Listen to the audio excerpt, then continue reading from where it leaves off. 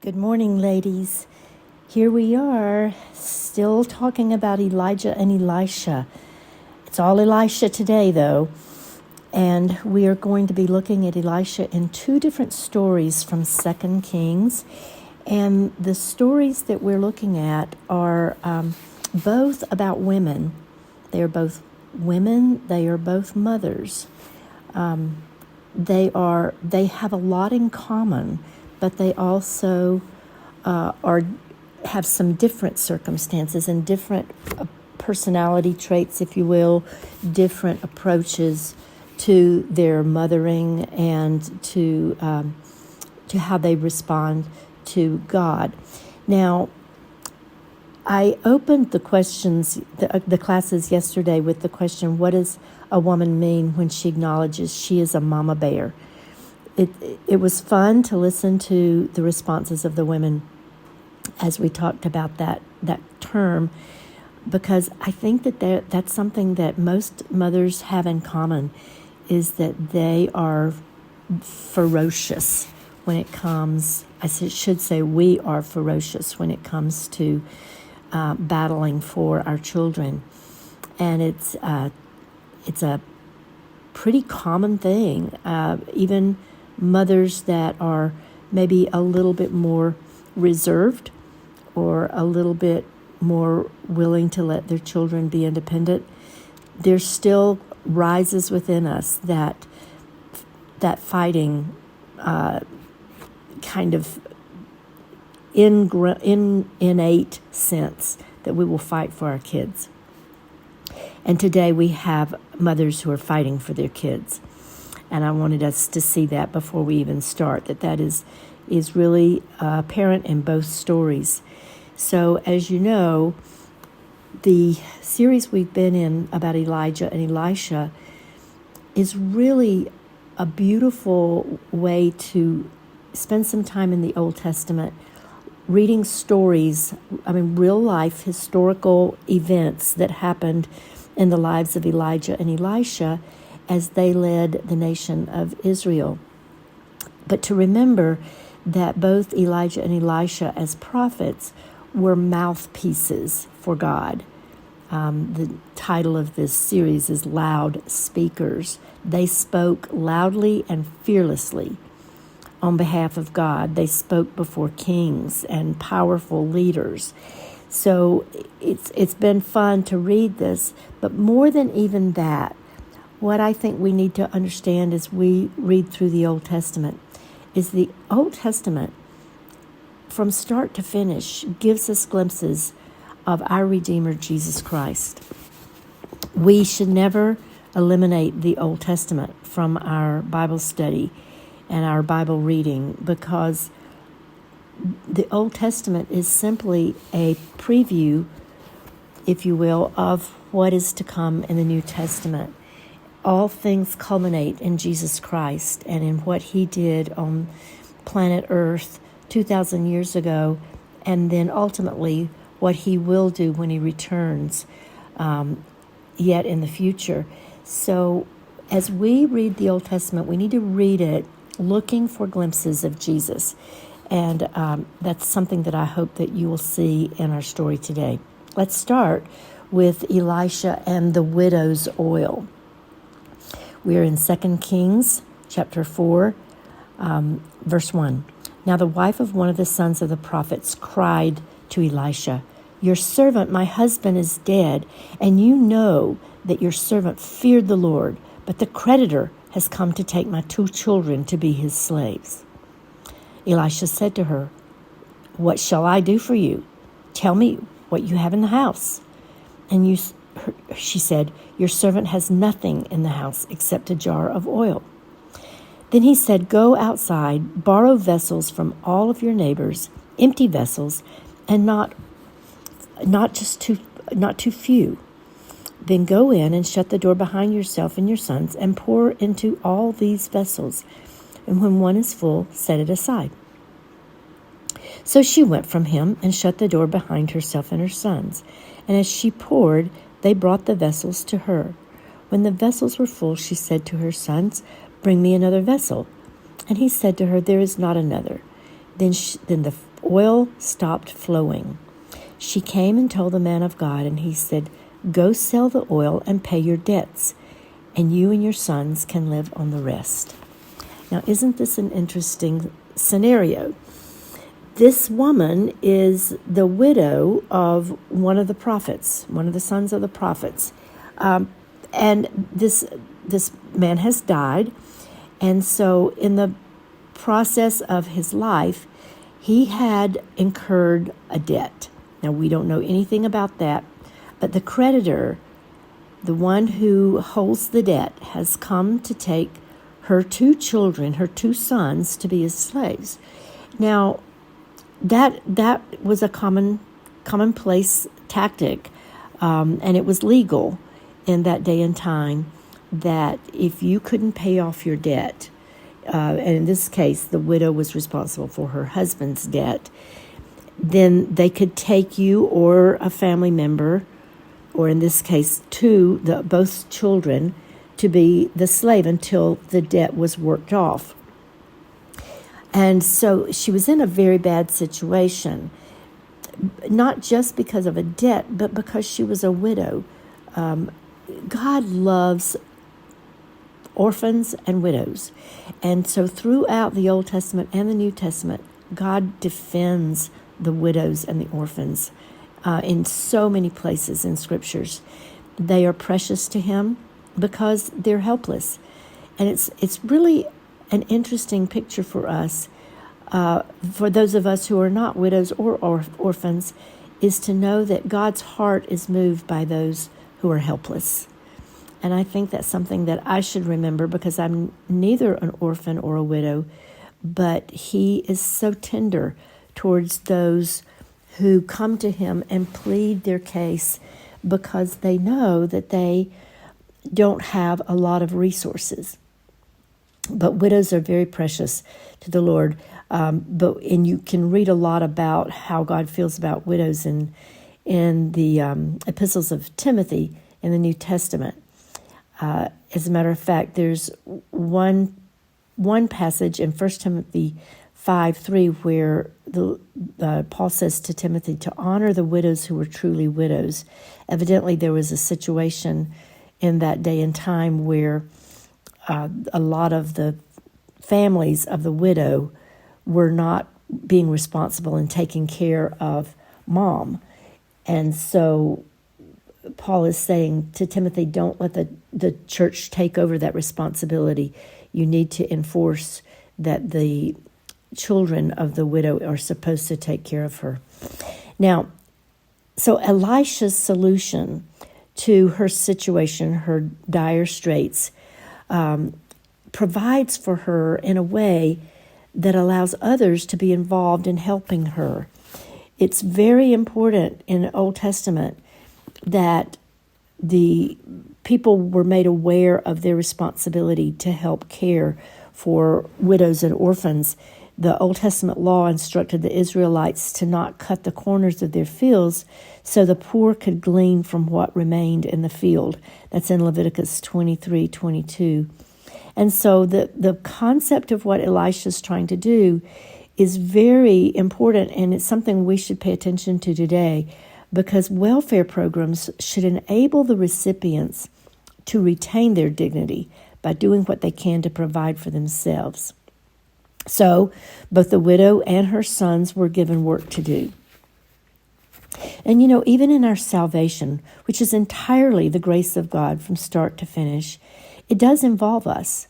We're called to confess with our mouths that Jesus is Lord, to be baptized as a public profession of our faith, and also to work out our salvation with fear and trembling, even while knowing that it is God who works in us to will and to do his good pleasure.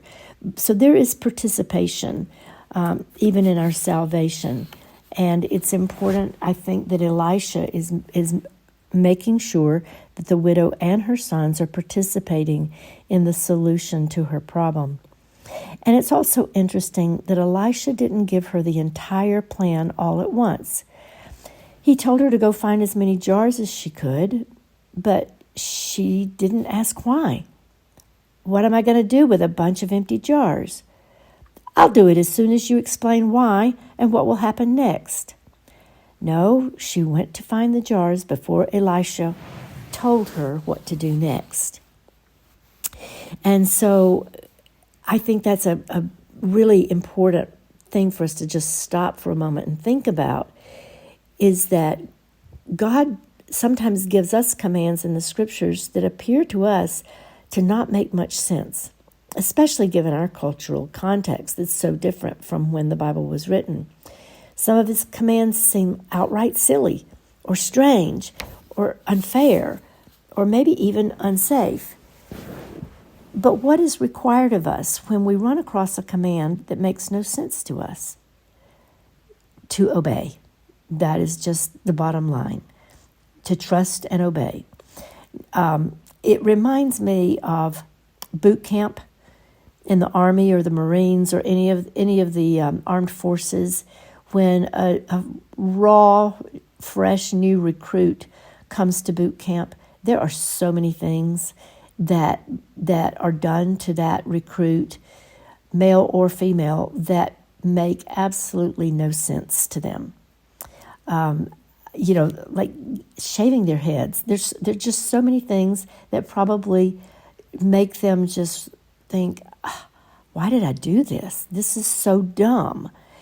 But what happens is that they learn to just trust and obey, because ultimately they will be in situations when they are on active duty, military, in a dangerous situation on the battlefield or somewhere that requires that they rely on what they have been told, to just act in obedience without stopping to think about it.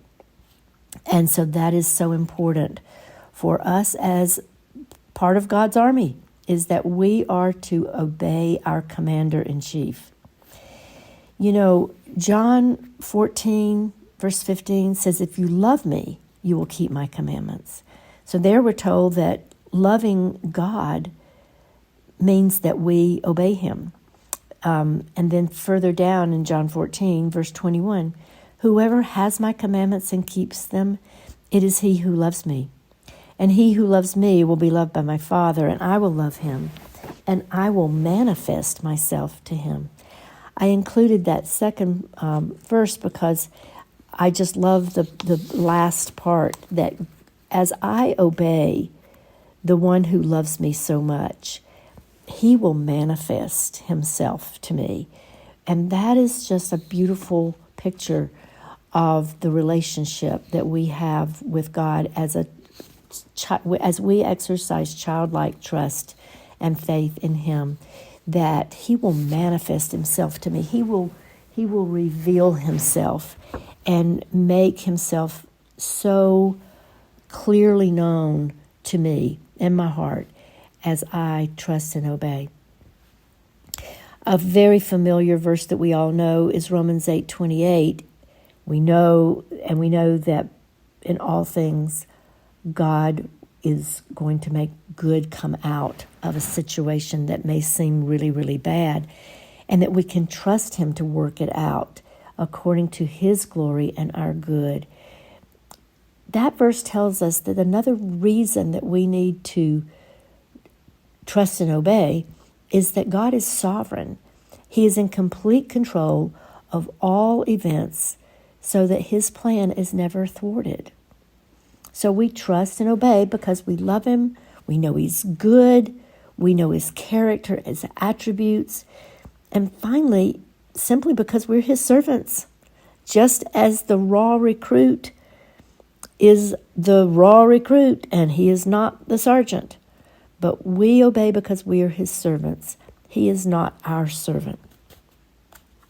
Seeing this play out must have dramatically impacted not only the woman, but also her two boys. So I love that the story works itself out in providing a miracle that met the immediate needs of this situation with the debt, because she went out and sold all of the oil that was miraculously, don't miss the fact that God miraculously provided oil to flow and flow and flow and flow. The term that is used there for the widow's single flask of oil that was in her house, the understanding of that Old Testament word was that it was a small container of oil. She did not have much to offer. And the empty containers, they're empty. What do you do with something that's empty? Well, you allow God to fill it up. And so God filled up these containers of oil. We're not told how many there were, but there must have been many of them. Think of the fact that the neighbors were willing to give her an empty container.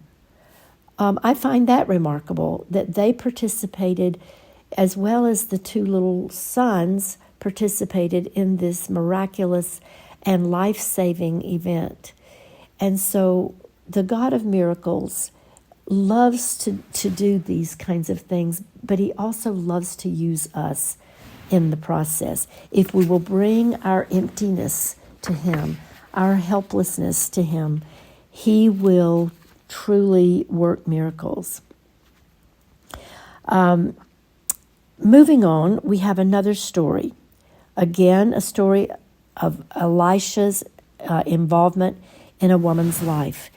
Elisha was, one of the things that I've learned as I've been doing this study about Elisha, when you compare him to Elijah, it seems that Elisha has a tender heart for serving others.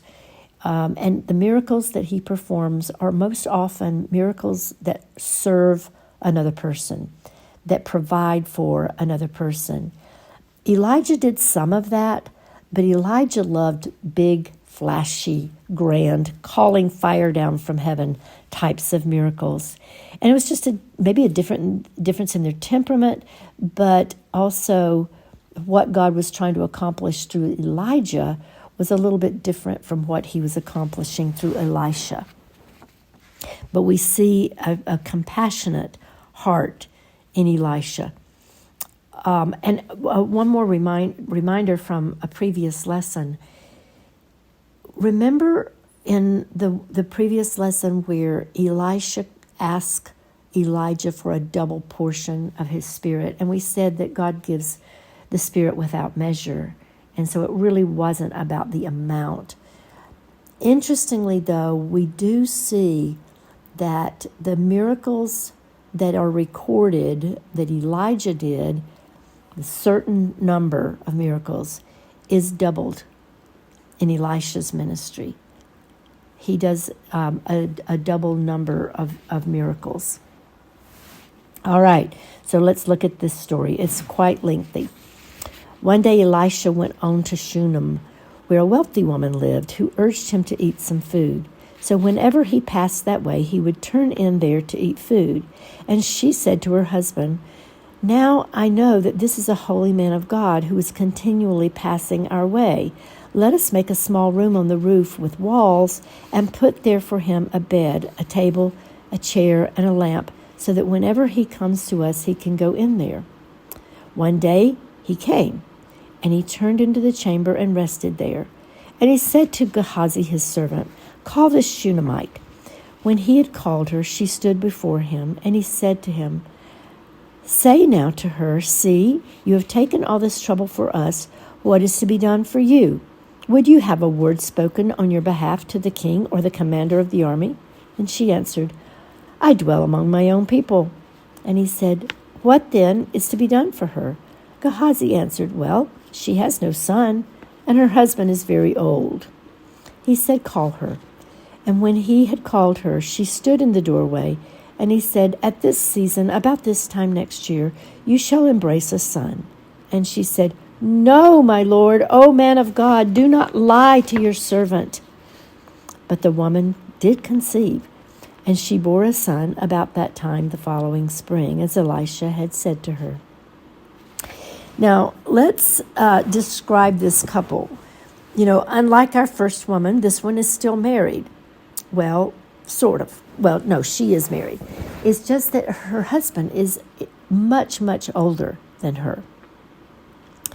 We are not given a lot of details about this man, but it is implied that his age is the reason that this young woman has not borne children. So that is one thing that we see here, is that contrast in age that they have. And also, I would say that the first woman and this woman are probably similar ages. Now, her relationship, she and her husband apparently were friends with Elisha. Elisha was a traveling preacher, let's call it that. He was a traveling man of God, and he traveled around from town to town. And when he was in the town where this Shunem, where this wealthy couple lived, they would have him over for dinner. And evidently this happened frequently enough that she finally mentioned to her husband, let's make a room for him so that he and his servant will have a place to rest when they are here, which is exactly what they did. And in gratitude, we see that Elisha is saying, what can I do for you? How can I return the favor of what you've done for me? And he was very appreciative of everything that they had done for her. And she said, nothing, I'm just fine. And it was just an attitude of self-sufficiency. I'm fine. I don't need any help. We're wealthy. We're well connected. Most of the commentaries believe that she was probably a woman of influence in the town of Shunem, maybe a high-profile kind of couple. And she just honestly stated, as honest as she knew how, that there was nothing that she needed. But then when Elisha pressed a little further, it seems that Gehazi, the servant, perceived that, or noticed, which is interesting to me, that the servant man noticed and mentioned, well, you realize she has no children, Elisha, so what are you going to do about that? And he says, okay, let's ask her. And so he does say to her, you have no children. And so the Lord is going to bless you with a child about this time next year. And she is so resistant. She very adamantly says, no, my Lord, O man of God, do not lie to your servant. And I'm wondering why she has such a strong resistance. Could it be that she has stopped hoping? Maybe marrying this elderly man, it didn't occur to her, or, you don't know about those situations, especially in that day and age, when maybe that wasn't discussed before they got married, that she wanted to have children, and maybe he was past the age, like Abraham was past the age of being fertile. His wife was past the age of being fertile. And so maybe that was the case here with the man, but clearly God can intervene in these situations, and we know he did that same thing with Abraham and Sarah. But the interesting thing here is her very strong rejection of Elisha's idea of giving her a child. And it could be that when this woman has spent all of these years, maybe they've been married, who knows, 10, 15, 20 years, and she has not become pregnant, maybe she finally quit asking the Lord for a child. Maybe she quit hoping. And it makes me think about praying for something for a very, very, very long time. And when we don't see an answer to that prayer, we just stop hoping, because hoping hurts. And we're discouraged, and actually can build a bit of a wall of resistance in our hearts to protect ourselves from the pain of being without that thing that we have prayed for so much. But in this case, the word of the Lord came true 9 months later, and this woman has a baby. We should remember that Paul said in Ephesians 3:20 that God is able to do immeasurably more than all we ask or imagine, according to his power that is at work within us. And so I think that God is telling us to keep on trusting that he has a plan. So we get back to the story, verse 18. When the child had grown, he went out one day to his father among the reapers, and he said to his father, "Oh, my head, my head." The father said to his servant, "Carry him to his mother." And when he had lifted him, so when the servant had lifted him and brought him to his mother, the child sat on her lap until noon, and then he died. She went up and laid him on the bed of the man of God and shut the door behind him and went out. Then she called to her husband and said, "Send me one of the servants and one of the donkeys, that I may quickly go to the man of God and come back again." And he said, "Why will you go to him today?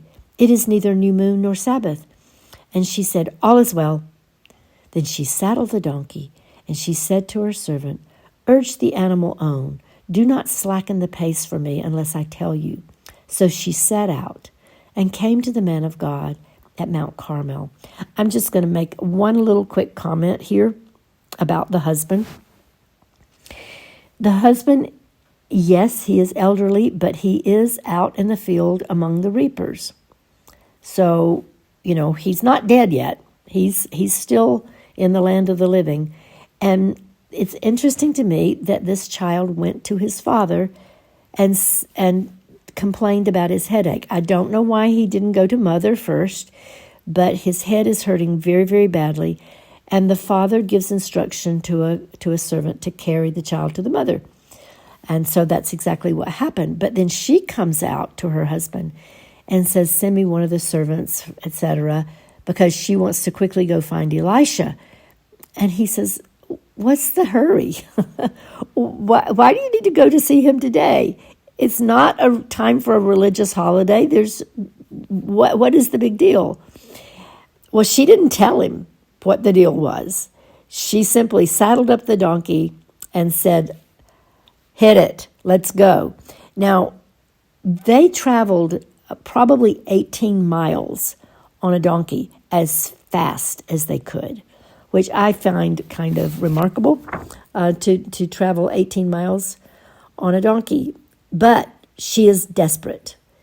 And if you will remember our story of Hannah, who was also barren, a barren woman through a part of her life, and that desperation. And we said that God loves to work on behalf of the one who is desperate, the one who comes to him face on the floor, completely undone with our issues, and just lay it all out there. In desperation, come to him in our complete helpless situation, completely helpless.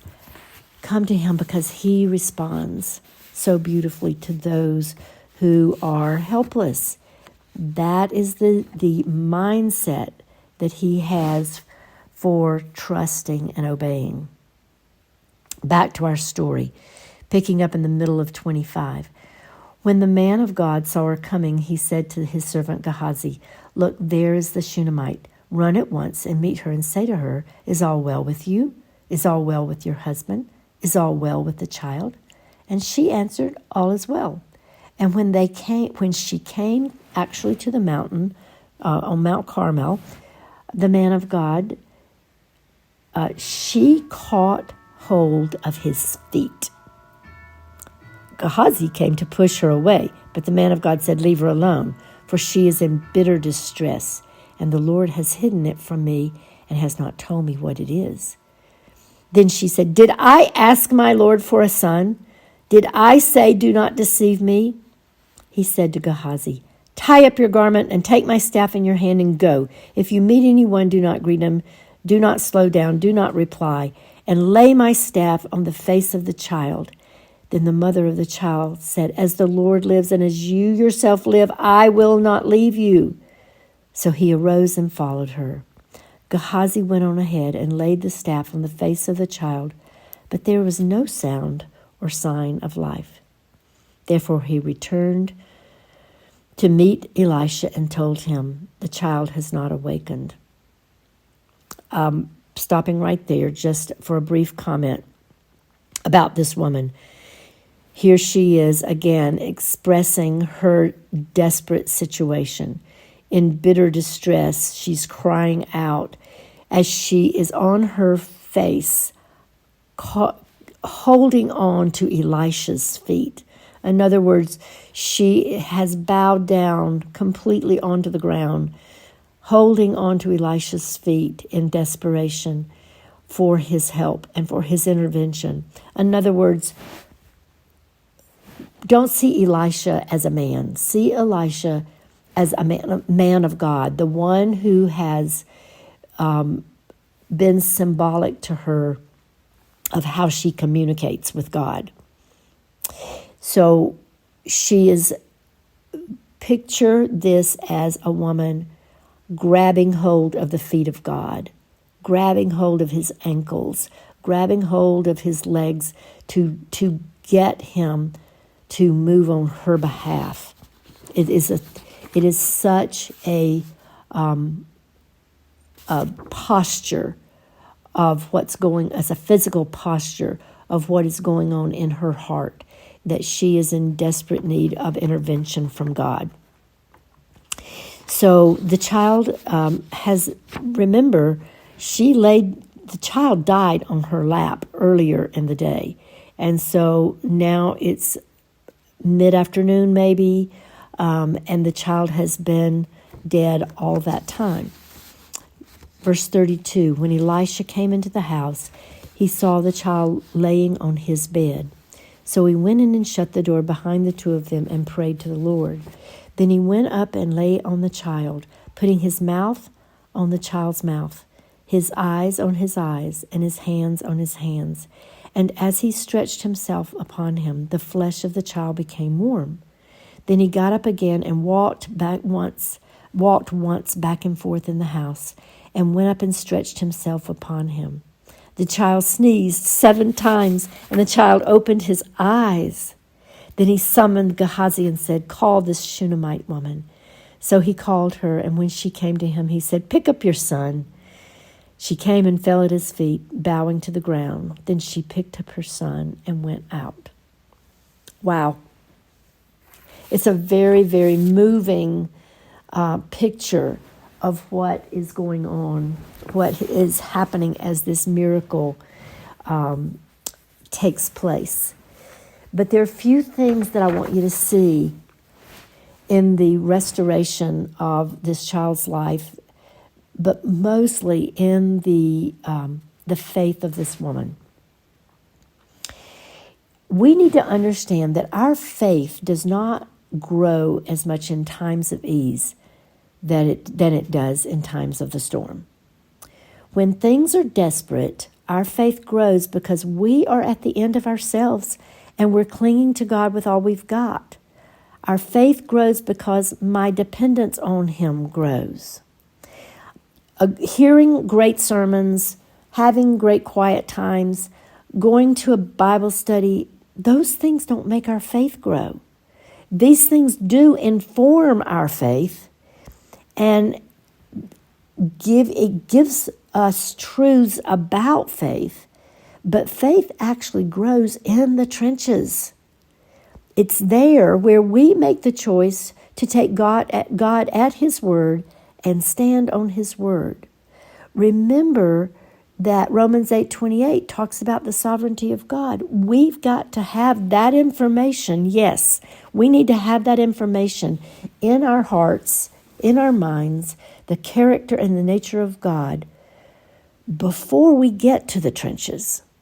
So, absolutely, sermons, Bible studies, quiet time, studying on our own, those things are essential, that we are mentally and spiritually prepared for the testing of our faith.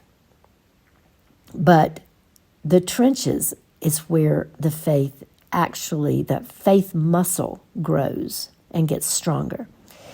I remember a time way back, it must have been in the 80s. John and I were at our staff training for crew, and one of the speakers was Leighton Ford, and I don't know if you remember the name, but he was on staff with the Billy Graham Association.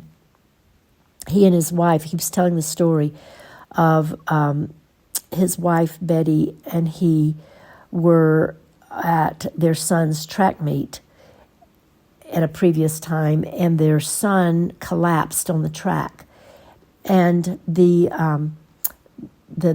emergency vehicles came and took their son to the hospital, and as they were following the ambulance in their own car, and his wife, Betty, in that moment of desperation, said to her husband, either God is sovereign right now in this moment, in this situation, or he's not sovereign at all. And I hope you hear the truth of what she's saying. She is stating very, very clearly that God is sovereign right now in the middle of this horrific trial. They were desperate. They were pouring out their heart to God, but they were speaking truth, that if we want to believe that God is sovereign over all the universe and over all of the nations and over all kings and over all leaders, and he is sovereign over wars and all those big cosmic things, he is also, we have to accept his sovereignty in this personal, very, very personal and painful situation. We have to accept his sovereignty.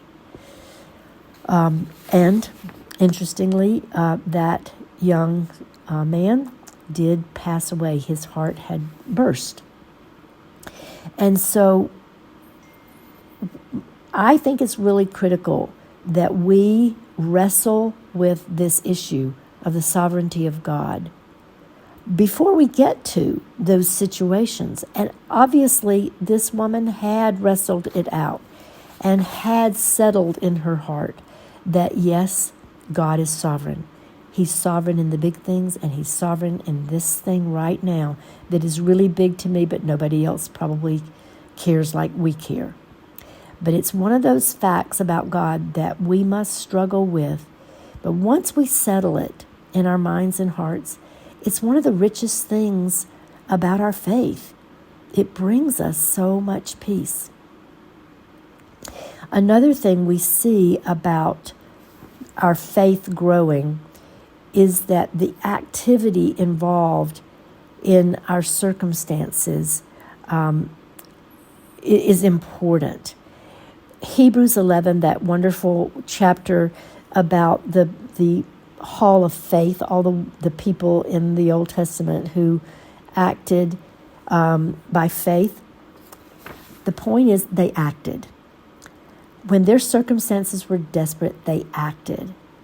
And they acted even though they acted out in faith, even though the book of Hebrews tells us most of them didn't live to see the outcome of their faith.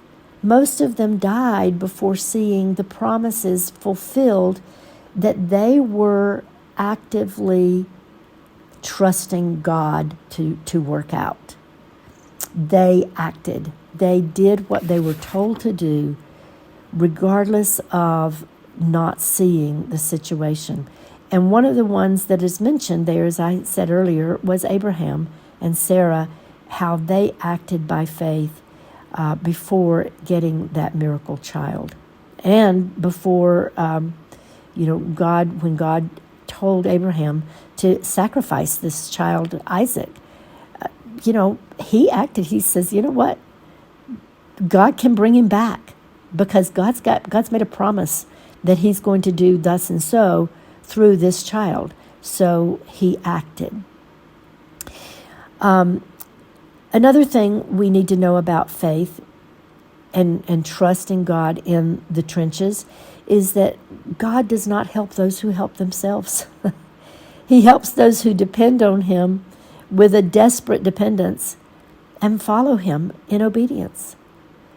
And so, I know that many of us grew up thinking that there was a verse in the Bible that said God helps those who help themselves. That is not true. It is not in the Bible. He helps those who desperately wait on him. Another thing that faith is not, we say often that in a hard situation, we cling to our faith. I was clinging to my faith. That concept puts the focus on me. And it puts a great burden on me, because what if I don't feel that faith? Because faith is not an emotion. What if I don't feel trust? What if I don't feel faithful? And, so we're putting all this pressure on ourselves to feel faith.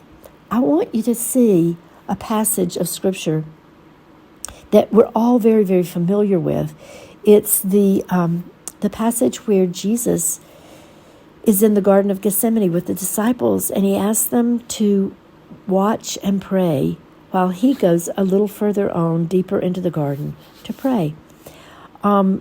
Notice that when Jesus went further on into the garden, he wept. He cried out. He desperately pled with God to take this cup away from him. His desperation was so deep and so strong that he sweat drops of blood. Have you ever been there? I haven't. I have never been to a place of desperation that was able to cause that kind of physical response in my body. He did not have a stiff upper lip as he faced the most dramatic thing of his entire purpose for being on the planet. It is the central keystone of all of history, is the death and resurrection of Jesus Christ. And that's why he came to the earth. He knew it. And yet in that moment, there was no stiff upper lip. There was nothing but helpless desperation before his Father. And so I just want us to understand that there's nothing wrong with collapsing on the feet of Jesus. That is exactly what he calls us to do. You know that Jesus himself said that we need the faith of a child. What does a child do when a child is desperate or fearful or whatever? They cling to you as their parent. I have had toddlers wrap their legs, their arms and legs around my leg many times in the past. Their desperation means that they hang on, they grab hold of me. My children, all four of them did that as babies, as children, as toddlers. They grabbed hold of me and hung on in total desperation for me to take care of the situation. That's why Jesus said you need the faith of a child, that desperate faith. It's just such a picture for us of how we need to cling desperately to him. Now, moving back to the picture of Elisha with this boy, dead body on the bed. Elisha knew, any good Jew would know that you don't touch a dead body. What did Elisha do?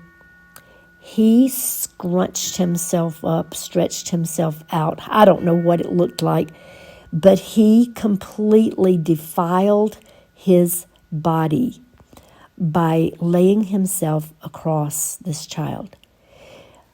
He put his eyes, according to the scriptures, he put his eyes to his eyes, his mouth to his mouth, his hands to his hands.